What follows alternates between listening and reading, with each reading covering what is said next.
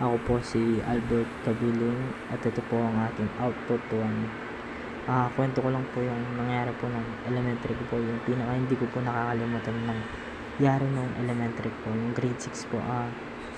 Nung grade 6 po kasi kasama po mga barkada ko na dumadaan po dun sa isa pong eskwela, tabi-tabi po yung mga elementary school dun, and dumadaan po kami dun sa isang elementary school. Yung elementary school na yun ay siya lang yung merong second floor na elementary, and ginagawa namin, sumasampa kami dun.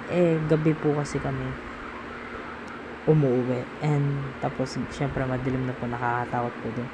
Yun, nagtatakbuhan po kami dun. Tapos one time, yung kasama namin nun, tinali namin yung bag at tiniwan dun sa loob. Tapos nun umiyak po siya. Tapos sumuko, hindi po siya umalis kasi hindi niya po maalis yung bag niya.